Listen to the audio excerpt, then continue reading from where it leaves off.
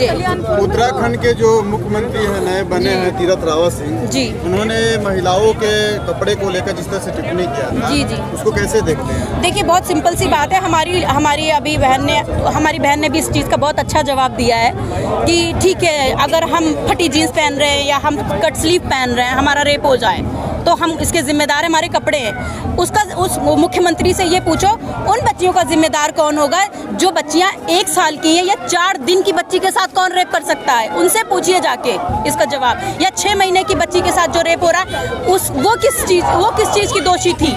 अभी खड़ा किया, इससे पहले बूटे पे भी विवाद था जी। देखिए मैं 3 तलाक, देखिए मैं एक बात कहना चाहूँगी, मैं चाहे वो 3 तलाक हो, चाहे वो बोरखा हो, चाहे वो लव एंड जिहाद हो, ये सब इंसान का एक अपना निजी मामला है। मुझे ऐसा लगता है इसमें सरकार को कोई ऐसा नहीं करना चाहिए। देखिए ये चाहे कानून है, कानून भी भाई लिव इन रिलेशनशिप का हमारी कोर्ट ने क्यों जारी किया? जिसकी मर्जी चाहे वो रहे एक दूसरे के साथ, जिसकी मर्जी नहीं चाह रही वो ना रहे। उनके जो विचारधारा फटी जींस को जो बैन का समर्थन करती है, बिल्कुल भी नहीं करती। मैं क्यों करूँ? बिल्कुल नहीं करते। बात नहीं समझे, मैं उनकी बात नहीं कर रही हूँ, मैं उसकी बात कर रही हूँ कि जिस तरह से ये फालतू के ये कानून बनाते जा रहे, लव जिहाद कानून बना रहे कि हिंदू मुसलमान शादी करेगा तो हम उनको हम क्या कहते हैं केस करेंगे या उनको जेल में डाल देंगे। ये तो आपसी सहमति है, एक दूसरे का दिल, एक दूसरे का रिश्ता है। जिसको अंडरस्टैंडिंग है वो अपनी अंडरस्टैंडिंग से निभा रहा है, कर रहा है। तो मैं ये चाहती हूँ कि बेतुके क्या कहते हैं कानून को ना बना के हमारी देश में किस चीज़ की उन्नति होनी चाहिए उस पर वो काम करें। मेरी उनसे ये विनती है बस। मैं ये दूसरा एक बयान देते हैं कि जिनको 2 बच्चे थे उनको 10 केजी राशन मिले और जिनके 20 बच्चे थे उनको 1 क्विंटल राशन मिले, तो खास करके वो मुस्लिम को मतलब टारगेट कर रहे हैं। देखिए मेरा उस पर मैं ये कहना चाहूँगी कि सिंपल सी बात है, जो भूखा है उसको पहले राशन मिले, चाहे वो 10 हो चाहे वो 2। मैं उसको पहले राशन, मैं अपने घर का खाना उसको पहले खिलाऊंगी जो भूखा होगा, जिसको ज़रूरत होगी। बस इस पर मैं यही कहना चाहूँगी। हमारे जिस्म की जिस तरह से हमारी रीढ़ की हड्डी अगर बेकार हो जाए तो हमारा पूरा जिस्म बेकार बिस्तर पे पड़ जाएगा, उसी तरीके से हमारे किसान भाइयों की उनका क्या दोष है?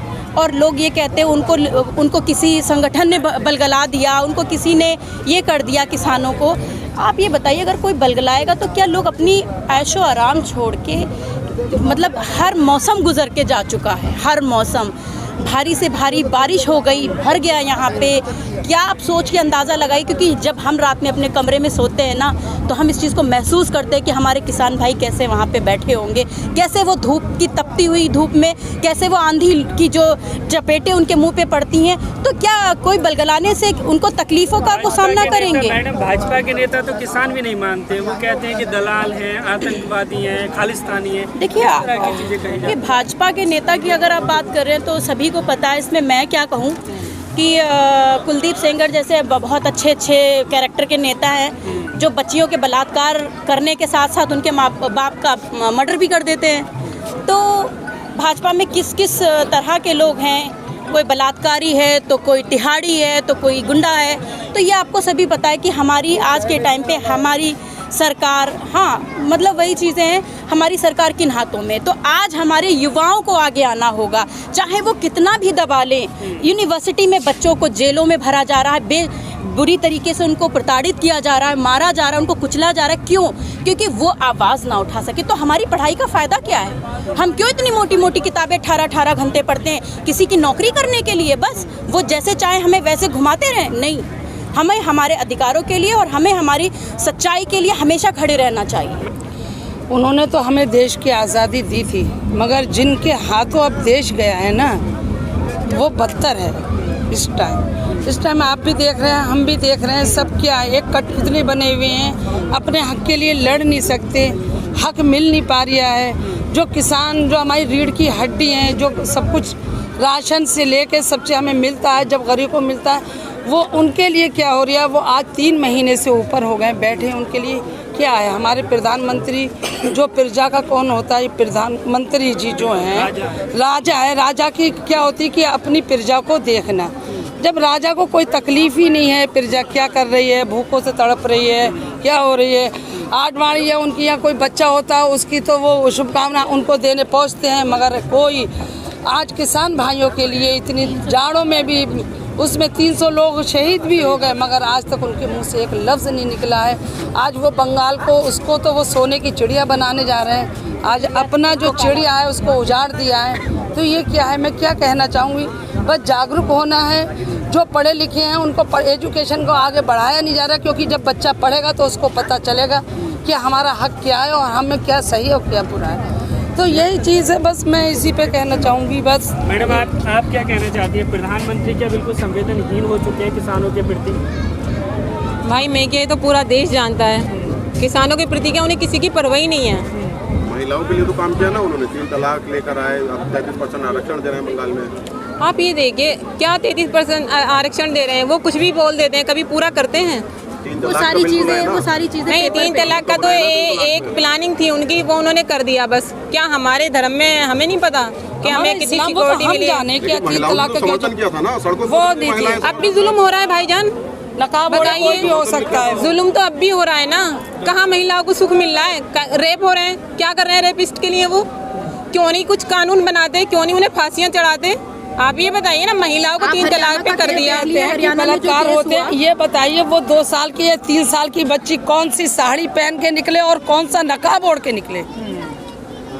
बहुत बुरे हालात। जो ये कहते हैं कि जीन्स फटी पहनना है कि उससे हो रही है, या स्कर्ट पहनने हैं। 6 महीने की बच्ची क्या पहन के? तो वो 6 महीने, ये 2 साल या 7 साल की बेटी को आपसे मैं जवाब चाहती हूँ, वो कौन सी साड़ी पहने और वो कौन सा बुर्का ओढ़े जो उसके साथ ये गलत ना हो। मैडम इन दिनों भाजपा के सभी नेता जो है वो बंगाल में बहुत बड़े बड़े वादे कर रहे हैं, और इधर हम देख रहे हैं कि स्थिति किस तरह की बनी हुई है। देखिए, बंगाल को मैं आपको एक बात ये कहना चाहती हूँ, जिस तरह से बंगाल में हमारी और फ्रेंड्स हैं, फ्रेंड सर्कल है या ग्रुप एक एजुकेशन का है, जो हम उनसे जब बात करते हैं तो बंगाल का वहाँ की जो आम जनता है, कहीं का भी अच्छा और बुरा आम जनता ही बेहतर बता सकती है। उनका कहना ये कि हमारी दीदी हमारी जगह के लिए बहुत अच्छी हैं और हम एक खुली आज़ादी से यहाँ घूमते हैं, हमें कोई डर नहीं लगता। और अगर मैं अपनी निजी बात करूँ, मैं दिल्ली में रहती हूँ, मैं खुद सेल्फ ड्राइव करती हूँ, मैं सब कुछ करती हूँ। आज से नहीं, मेरे को 12 साल हो चुके हैं, ठीक है।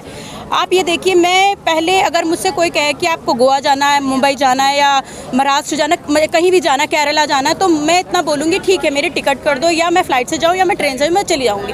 मेरे माइंड में कभी ये नहीं आया कि रात होगा या दिन होगा। आज की डेट में मैं कहीं नहीं जा सकती, मुझे डर लगता है अकेले। अब मुझसे कोई पूछेगा क्यों लगता है, मैं नहीं कहती। फिलहाल आज की डेट में महिलाएं सेफ नहीं है दिल्ली में। इस तरह से क्या यूपी में आप देख लीजिए, यूपी में मैं आपको बता दूं, यूपी का जो रेप ग्राउंड है, यूपी की बात अगर करें, यूपी में 20 दिन में 4 रेप केस होते हैं। और हमें बहुत अच्छा लगा यहाँ आगे पता चला, जो कि बहुत डिटेल में भी हमें मालूम चला भगत सिंह जी के बारे में, कि उन्होंने किस तरह से लड़ाइयाँ लड़ी और क्या क्या किया। तो वो चीज़ एक नॉलेज मिली, उससे बहुत अच्छा लगा। और जिस तरह उन्होंने कुर्बानी दी, शहीद हुए देश के लिए, तो उनकी ये शहादत रायगा नहीं जानी चाहिए। हमारे देश का हर नौजवान उनके नक्शे कदमों पे चले और उनसे प्रेरणा लेते हुए फॉलो करे। देश के लिए क्या करना है, कैसे करना है, ये बहुत ज़रूरी है। आज किसान को लगातार आंदोलन चलते हुए 3 महीने प्लस हो चुके हैं, इसको कैसे देखते हैं आप? जी, ये तो एक बहुत दुर्भाग्यपूर्ण पीरियड चल रहा है, जो कि नहीं होना चाहिए।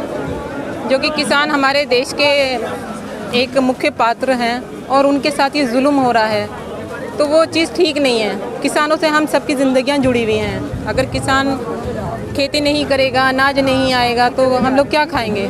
ये बच्चा बच्चा जानता है, अंडरस्टूड है, कहने की ज़रूरत नहीं है। और हमारे नेताओं को तो बहुत अच्छी तरह नॉलेज है इस चीज़ की, फिर भी पता नहीं है वो क्या आंखों में पट्टी बांधे बैठे हैं, कानों में रुई लगाए बैठे हैं, उन्हें असर नहीं हो रहा। भगत सिंह, राजगुरु, सुखदेव जिस तरह से इस देश के खातिर फांसी के फंदे पे चढ़े थे, उसी तरह से आज का किसान इस देश के खातिर आंदोलन कर रहे हैं और बहुत सारी कुर्बानियाँ भी दिए, 300 प्लस शहीद भी हो गए। जी जी जी, इसमें तो इसको कैसे देखते हैं? और इस पे प्रधानमंत्री जी कुछ बोल नहीं रहे हैं।